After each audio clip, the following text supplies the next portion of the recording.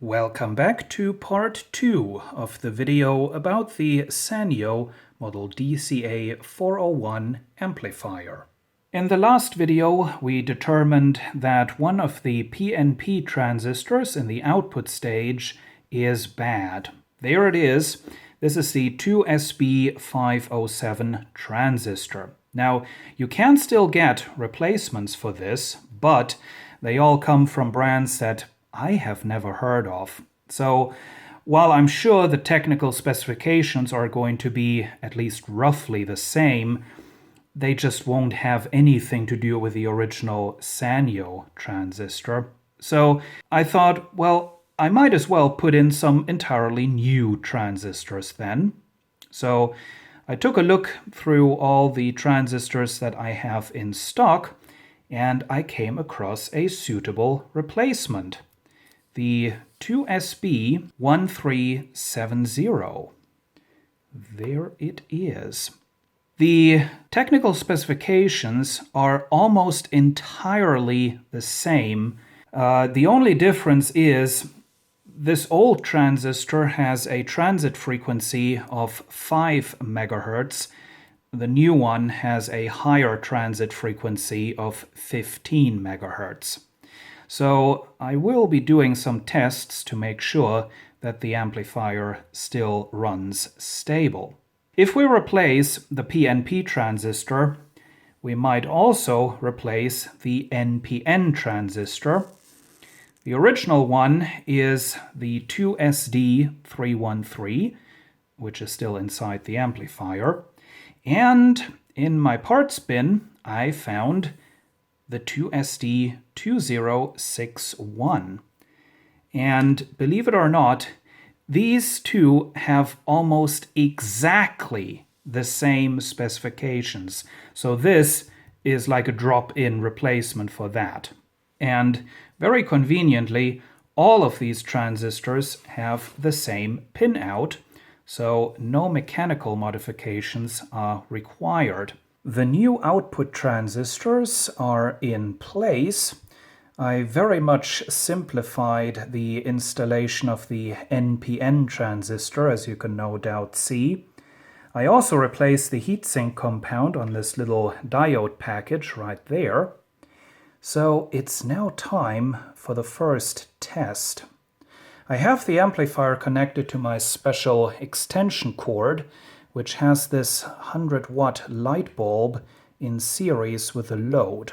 So if I now turn on this amplifier and something goes horribly wrong, instead of blowing up this whole circuit, the light bulb is going to light up.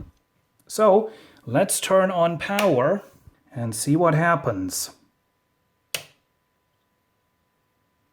No response for the light bulb. That's good. Let's test for the presence of DC at the speaker output. Just a few millivolts, that's good.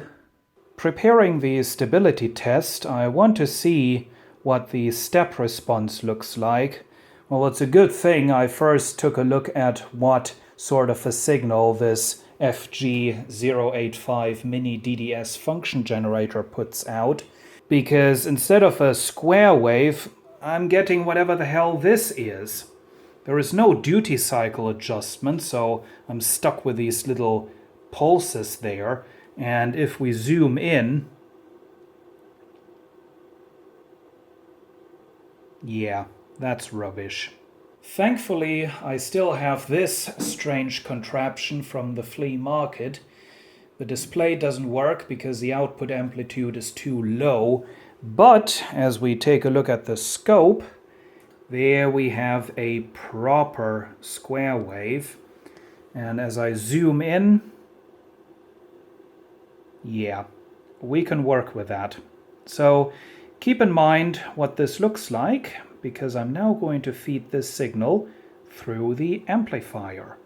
The amplifier is now connected straight to the mains. The frequency generator is connected to the auxiliary input, and the speaker outputs are both connected to this resistive load, 2 times 8 ohms, and they are also connected to the oscilloscope. The yellow waveform is the modified left channel, and the blue waveform is the original right channel. Now, there is a whole lot of theory behind why it's a good idea to use a square wave for testing an amplifier, but explaining this all in detail goes far beyond the focus of this video. Fact is, we do get a nice clean square wave out of this, and if I now bring this up a little bit and zoom in a little bit, you can see, I would say the upper waveform is somewhat cleaner than the lower one. It's hard to see. Maybe, yeah, that's actually better.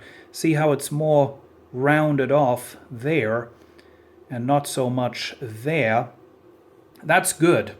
This actually means that our modified channel is better than the original channel. And if I now zoom in even closer, you can see we do get a nice transition, no overshooting, no ringing. So this is a stable amplifier. At least it is stable, being connected just to this simple resistive load. Driving a purely resistive load is not a problem. That's easy. Driving an inductive load shouldn't be a problem because, after all, speakers are inductive loads. So if your amplifier has a problem with inductive loads, you've done something wrong. The other extreme is a capacitive load, and that can trigger instabilities in an amplifier. So I now have this amplifier connected to some 100 nanofarad capacitors. They are straight across the speaker outputs, and as we take a look at the scope, the waveforms have changed a little bit. You can kind of see it if I increase the volume. But the good news is, if I zoom in to once again use the technically incorrect term, it's a nice transition. Still, there is no ringing, there is no overshooting, no nothing. So, I would say this amplifier is stable. And in case you wonder what could be a capacitive load if speakers are an inductive load, well, if your cables going to the speakers are too long, that could be a capacitive load. So after all these tests, we can now safely say the new transistors do work. They perform better than the original transistors, and the amplifier does remain stable. Really, the only problem that I noticed is the heatsink during my tests got extremely hot. But then again, I was driving the amplifier very close to clipping. You may have seen I had the oscilloscope set to 10 volts per division. So this should not be a problem in normal operation. The right channel transistors have been replaced, and I should mention, yes, I did make sure to match these transistors as good as I could. They're all fairly close. Now, I was just double checking, and as we take a look at the scope, at the square wave, you can see this rounded corner is still there. So it turns out this difference between the two channels has nothing to do with the transistors. Must be a problem somewhere else, and no, I'm not going to investigate that. With the new transistors installed in the Class AB output stage, I was able to turn the biasing voltage down quite a bit. Now, this is quite an unusual setup. there is this test point which is connected to the emitter of the NPN output transistor. You measure the voltage to ground on this test point, and using this trimmer resistor, you set the voltage to be 0.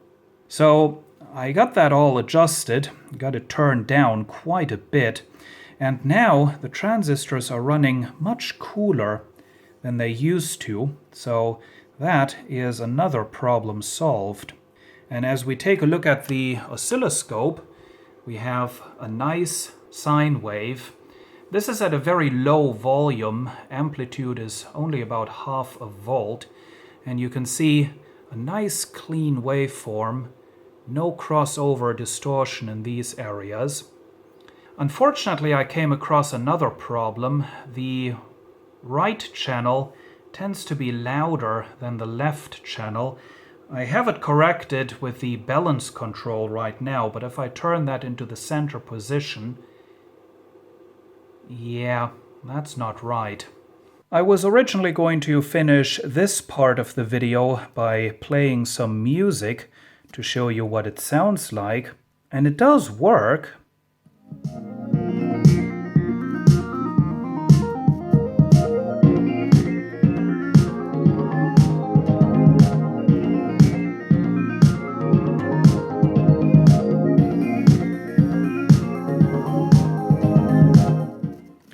But as I turn down the volume,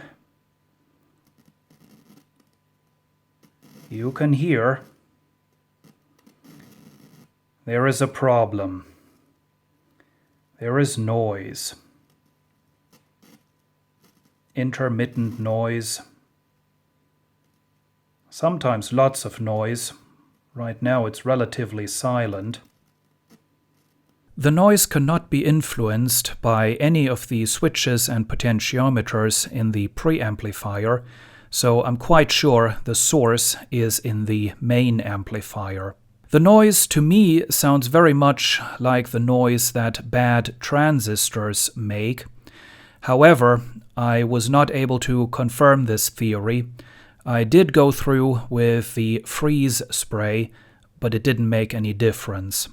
I will be doing some further tests to see if maybe this problem can easily be fixed. However, at this point, I also have to consider I have now put 3 days of work into what essentially is a worthless amplifier. I was going to just fix this up to become a part of my personal collection, but I think I'm just going to cut my losses, part it out, and use the parts of this amplifier for a different project. Thank you for watching.